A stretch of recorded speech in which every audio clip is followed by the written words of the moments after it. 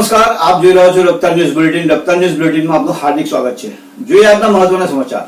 ડેડિયાપાડાના અને આદિવાસી સમાજના મસીહા એવા ધારાસભ્ય ચૈતર વસાવાના સમર્થનમાં ડેડિયાપાડામાં સામાજિક જન સમર્થનમાં લાખોનું માનવ મહેરામણ ઉમટ્યું. તો આવો જોઈએ આ એક રિપોર્ટ.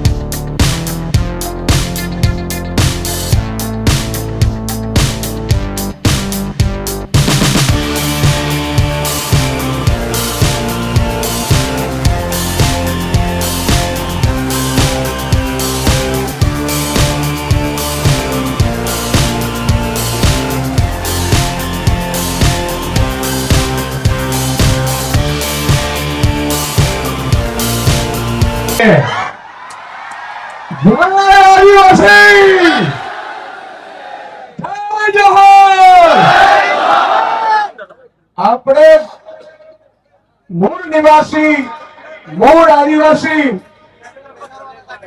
અને ભગવાન બિરસા મુંડાના સંતાનો છીએ.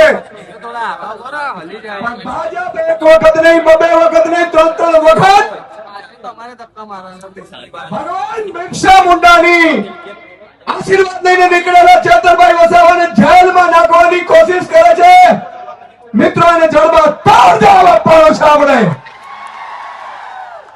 મિત્રો, આજે મને દુઃખ થાય છે કે 18 દિવસના બાળકને જ્યાં ધરતી ઉપર જન્મ લીધો એની ભૂલ શું છે, એનો ગુનો શું છે, એને એવો 18 દિવસમાં શું ગુનો કરી લીધો કે આ પાપી ભાજપે ઈ આપણા 18 દિવસના ઈ આદિવાસી સંતાનને જેલમાં પૂર્યા છે.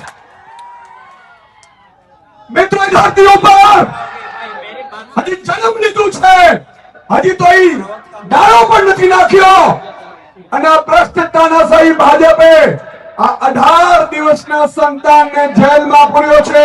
હાથ ઊંચો કરીને જવાબ આપો. બોલાનો ચાલ. જો બદલો લેવો જોઈએ કે ના લેવો જોઈએ? લેવો જોઈએ કે ના લેવો જોઈએ? મિત્રો, આજે ચેતરભાઈ વસાવા હું આજે જોઈ રહ્યો છું તો મને એક વિચાર આવ્યો મિત્રો કે આ ભાજપ શું કામ આદિવાસી સમાજને ભણવા નથી દેતું ને અને જાગૃત નથી થવા દેતું ને, એ આજે મને ખબર પડી મિત્રો. આજે ક્યાં દૂર સુધી જાઉં છું મિત્રો, મને આજે અહેસાસ થયો કે જો એક ચેતર વસાવા જો ભણી ગણી હોશિયાર થઈ ધારાસભ્ય બની અને જો ભાજપની ઊંઘ હરામ કરી દેતા હોય તો આ લાખ આદિવાસી યુવાનો ભણેલા હોત તો આ ભાજપને મૂળિયા હોતા ઉખાડી નાખે એટલી તાકાત ધરાવે. પણ મિત્રો, આજે હું આભાર માનું છું ભીમ આર્મીના ચીફને વિનયજીને જેઓ અહીંયા પધાર્યા છે. માનનીય અનંતભાઈ માટે ગળતાળીઓ થઈ જાય પધાર્યા છે. માનનીય ગોપાલભાઈ ઇટાલિયા, માનનીય મનોજભાઈ, માનનીય ટાઈગર સેનામાંથી આવેલા છે. મિત્રો, આપણે નામી અનામી કેટલાય આગેવાનો પણ અહીંયા પધારેલા છે. મિત્રો, આપણે એકતા બતાડવાની છે. તમે વિચાર કરો, હમણાં અમે ગાડીમાં આવતા હતા ત્યારે ગોપાલભાઈ ને મનોજભાઈએ કીધું કે સુદાનભાઈ હજી તો યુવાનો પીઠા ગ્રાઉન્ડમાં ભેગા થયા અને બાળકને જામીન આપવા ભાજપે નામું ગણ્યું છે.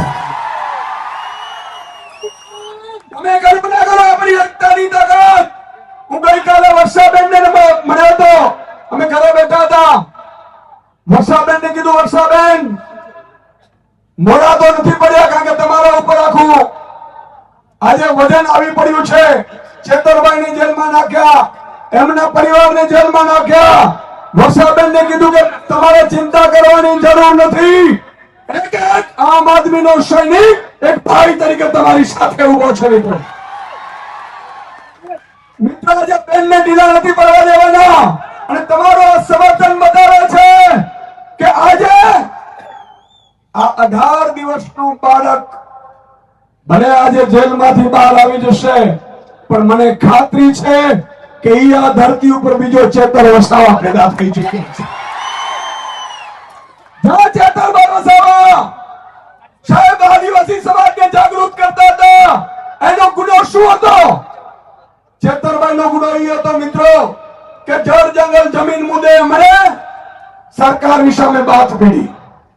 આદિવાસી સમાજના દાખલાઓ સામે જે રીતે ગડબડ ચાલતી હતી એ મામલે અવાજ ઉઠાવ્યો, શિષ્યવૃત્તિના મુદ્દા ઉઠાવ્યા. અને મિત્રો અનંતભાઈ અને ચેતરભાઈને મને ખબર છે આ લોકો ઉપર શું કામ પ્રહાર કરે છે ખબર છે? આજે હું ખુલાસો કરવા જઈ રહ્યો છું. બધા લોકો રેકોર્ડિંગ કરી લેજો મિત્રો.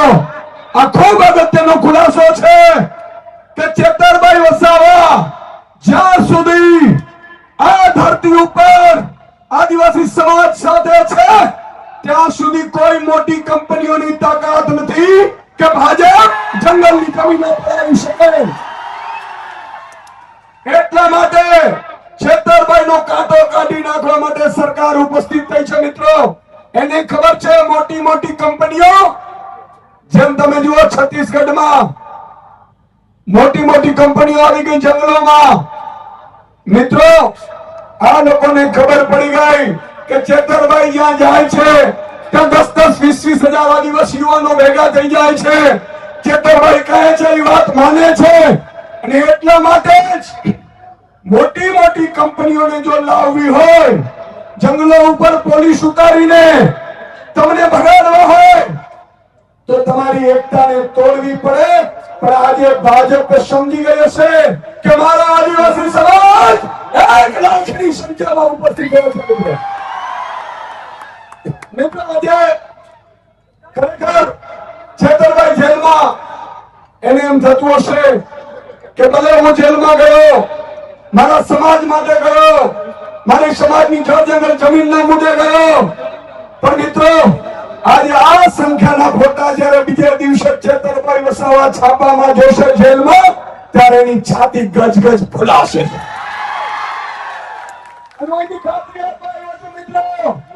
ચેતરભાઈ એકલા નથી, આ આખી ટાઈગરની સેના એની સાથે છે સાહેબ. અને હું ખાતરી આપું છું કે ચેતરભાઈને વધારે સમય જેલમાં નહીં રહેવા દઈએ.